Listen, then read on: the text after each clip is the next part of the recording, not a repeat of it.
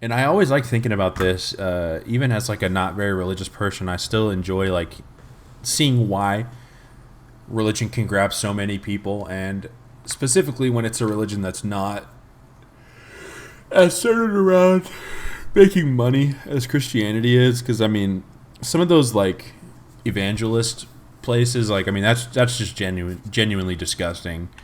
I don't think that's like a hot take or anything. You know, it's pretty gross if you're convincing people that you are devout when, you know,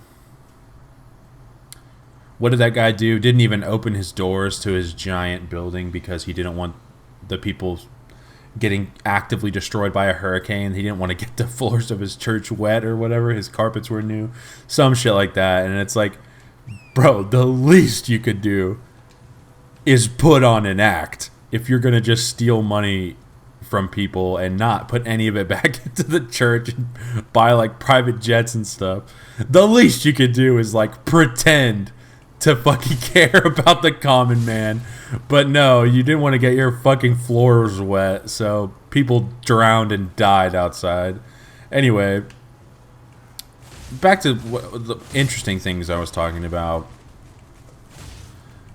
I enjoy seeing those similarities between religions. Like let's take Samson as an example. So, if you look at the story of Samson, like I said, it has a lot of popular themes. So there's an unearthly strength, gifted man. He has, you know, the strength of 20 men or whatever Samson has. He killed like, I don't know how many thousands of, I think it was, dang, who did he kill? He was in some battle and he took like the jawbone of an animal and killed like 10,000 soldiers or something like that. Just like crazy feats of strength like that, you know? And it's pretty similar, the reasons he loses his strength and the ultimate, you know, strength through faith element of the end of the story, where he pulls down all these pillars and in service of the Lord, and he, you know, crumbles this affront to what he believes in. And I think he dies at the end of that story, but either way, you know, he has one last, even after losing his strength, he still through prayer can like activate that power through the Lord. And that's a cool story, you know, but it reminds me a little bit of the stories, you know, of Hercules. Specifically specifically like the Disney cartoon Hercules, where, you know, he does have like all this strength, but he's not immortal. And in trying to save someone he loves, because he gets, you know, twisted around due to falling in love, just like Samson. I mean, it's a little different because the lady who fucks Samson over, it was more on purpose, like because she wanted to fuck him over too. It wasn't just like where Hades convinces Megara to is that her name? Or is Megara one of the Furies? I think it might just be Meg. Anyway, Hades convinces Meg. He like blackmails her basically into fucking over Hercules. It's not like a active thing. She's like, yeah, I want to do that too. So there is differences, but the story beats are similar, you know. And I enjoy that similarity because one of my favorite, you know, ancient parables, if you will, is the Tower of Babel. And the theory there is that at one time, you know, all of humanity understood and believed the same things. And it was so crystal clear that we decided to build a structure that would take us, a tower that would take us all the way to heaven. But you can't exist in the kingdom of God unless you're dead. So God struck down the tower. And in doing that, not only did it spread humanity out across the planet and solidified us to all be as different as we are, but we also lost that connection to the Lord so purely, you know, because we got spread out. So all of us started taking what we could remember, and most of the major religions are a product of that. At least that's what I remember about the story. And I always enjoyed thinking about that because it is interesting. I think it's really interesting to see the similarities, to see how the people take those ideas differently. Because, for instance, like I was talking about, it kind of got muddled up in the Western Front. Immediately, they were like, oh, we can get a lot of people to believe in this. That means we should rule the planet. And we should be able to, you know, whatever they were thinking with the Crusades. That's how they thought about it. They were like, oh, wow.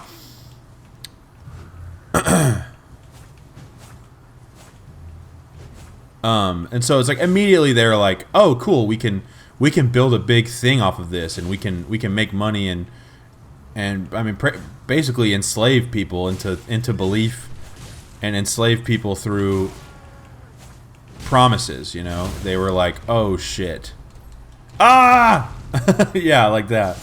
The difference is that some people take something like that and turn it into a net positive, like Buddhism, for example. You know, that's a pretty peaceful, awesome thing that they're doing, that they wanted to do. And the whole goal is to reach enlightenment. You know, they kind of have that ancient belief that the humans had that were building the tower. They were like, oh, if you're a good enough person, if you can be reincarnated enough times and reach your maximum level of good, if you will, you can enter nirvana or heaven.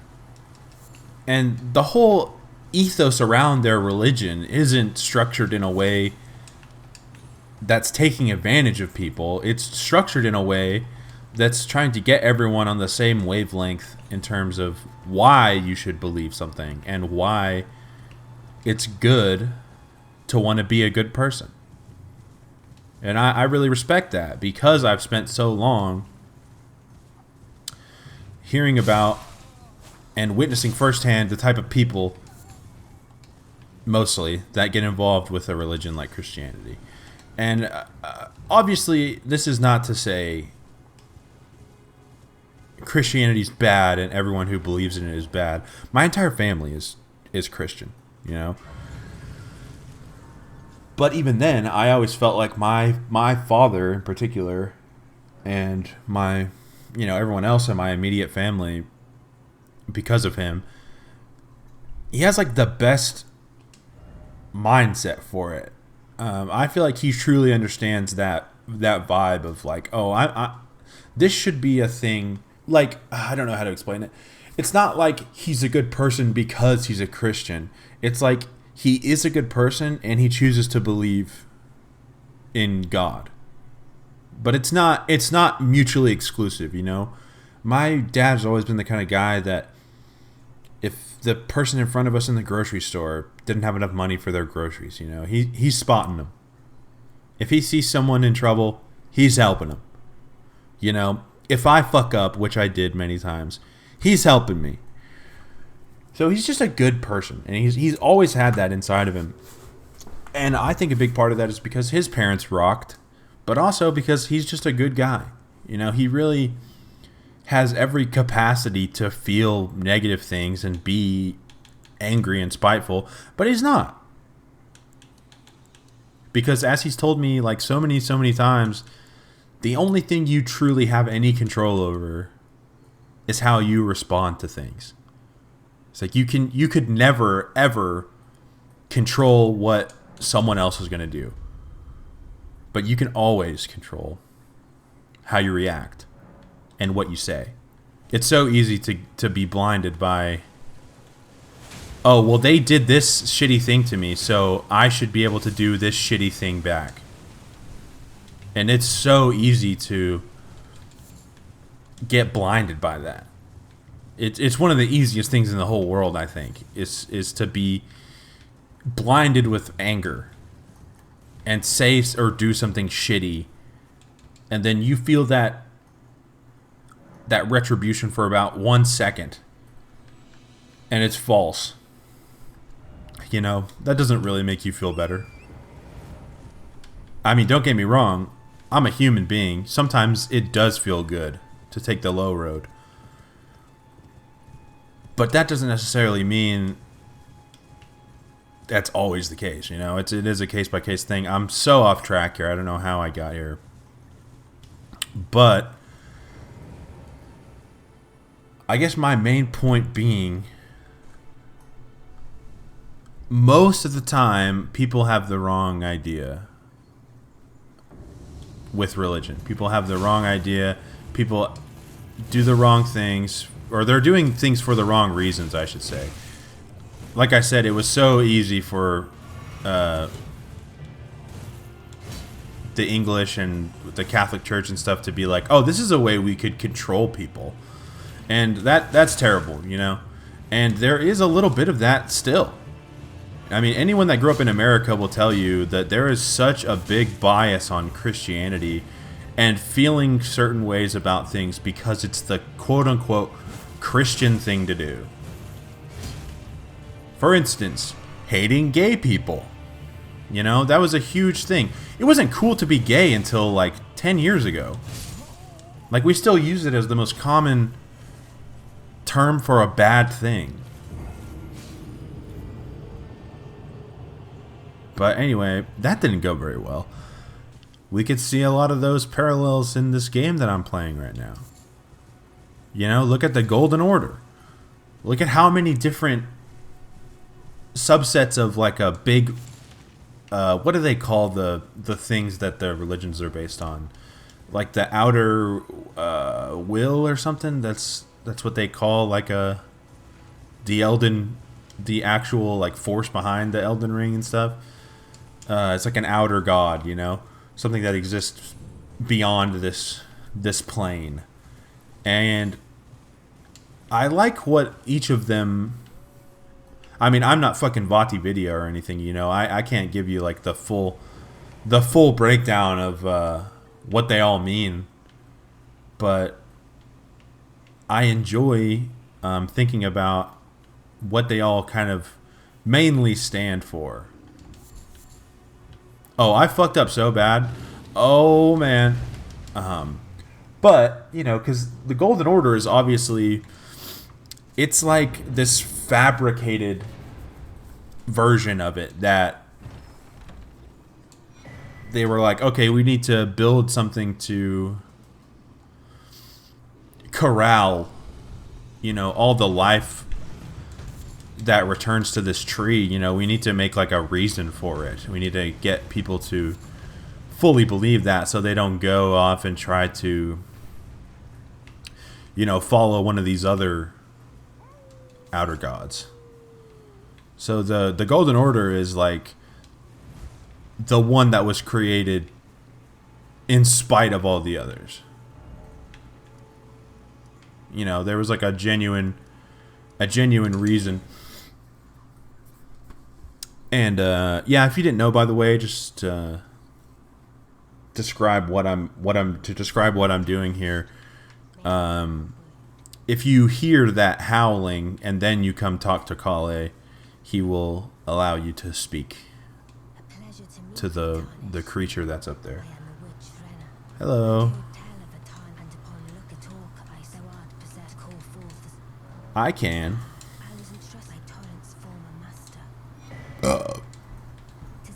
Thanks, man.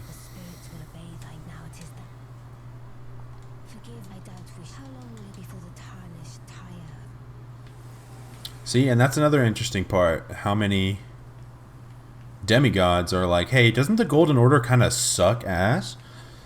Like, there's so many people that want you to believe in something else.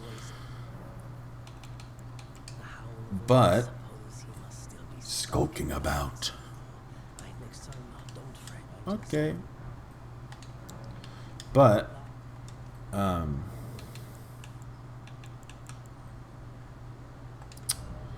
what was I saying? But yeah, it's fun to me to look at these other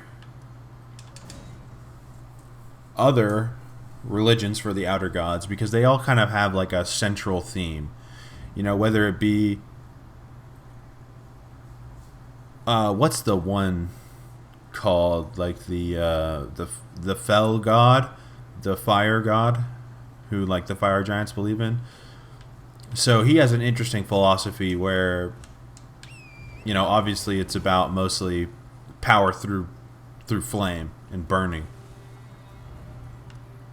And obviously that's cool. But, you know, if you look at some of the main themes of the other ones, some of them are pretty obvious, you know. The frenzied flame, chaos, madness. Who's to say if that's like, is that madness to that thing, or is that just madness because of how structured we think things should be? It's interesting. But anyway, yeah, what's up with you guys? Do you agree? Do you not agree? Put in the comments if you agree with me. Even though I didn't ever make like a genuine point. I was just kind of spewing nonsense. The name's Blythe. Blythe. I'm looking for a man who goes by Darren. He fled, so can you tell me if I can offer you? Yeah, I found his ass. And in need of a Let's go get him. Darrell and in need. But yeah, sorry, I didn't really have any plans to pontificate religion. Damn, I fucking scraped the edge of my brain for that word. Just to sound smarter or whatever the reason was. Yeah, I don't really know why I spewed all that shit about religion or anything, but, you know.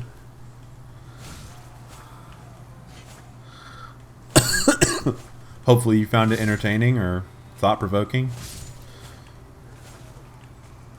But for the most part, usually, I think about much more simple things.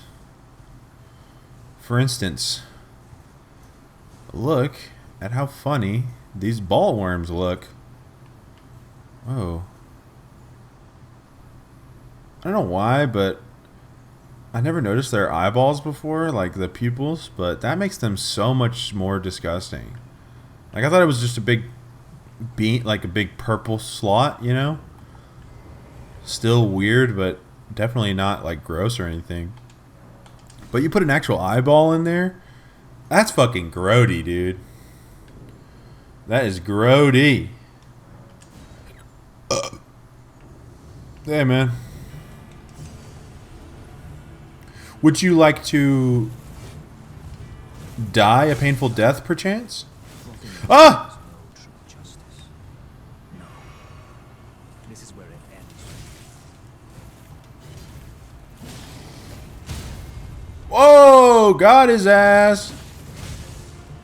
Staggered on the first hit, bro. Let's go.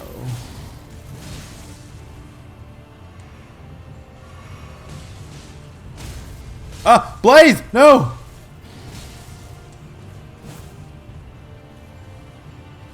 Ah! Blythe, help me! Bro, help me! What are you doing over there? Oh!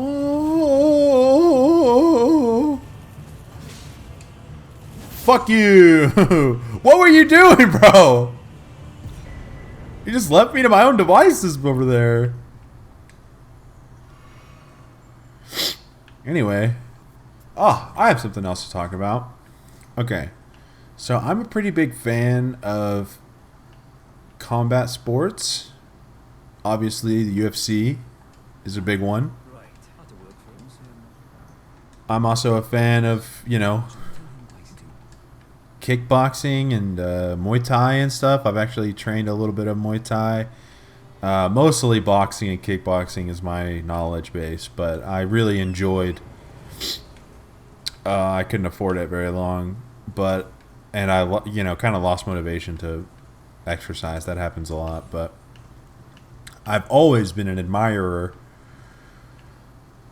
of people who fight and people who still follow the path of the warrior in such a modern time when that's like pretty much I don't want to say unnecessary because of things like war and stuff. Like, you still need to have warriors, but for the most part, like, the average guy doesn't ever need to know beyond like basic self-defense, you know, to protect yourself in your home.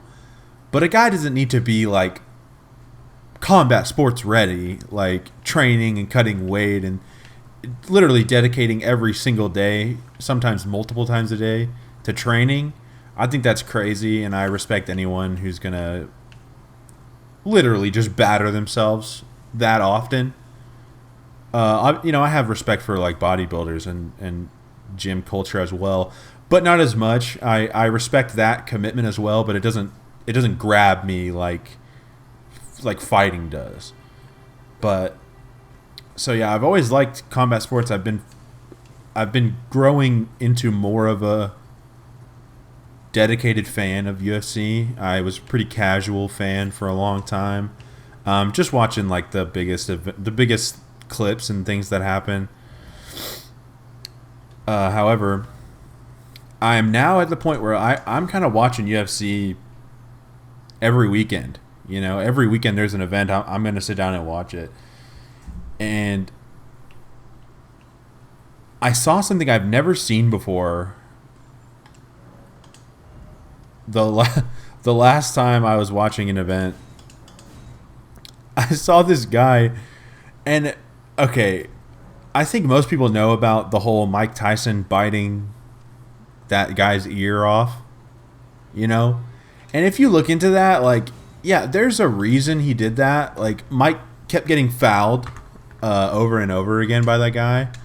Just little fouls. Like I think the main one was he was taking he would headbutt him in like a weird way, you know, and it was happening so much. And it wasn't that Mike was hurt by these. It was the fact that he was eating a shot that he wasn't supposed to take under the rules, you know?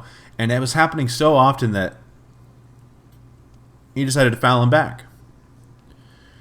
But what happened at this UFC fight was so much different because it was a very competitive contest, you know? It wasn't like he was getting absolutely destroyed and the guy chose to bite the other guy. It wasn't even like that. I would say the guy who got bit was barely winning. Like, barely landing more and barely, you know, it was competitive. It wasn't a one-sided beating or anything. But they got in this position where the guy who bit, they were both still standing up, and the guy who bit,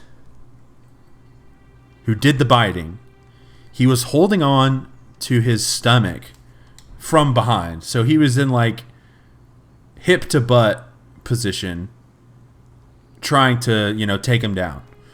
And they were both kind of leaned forward a little bit, so, you know, their torso and chest is leaning forward away from their back.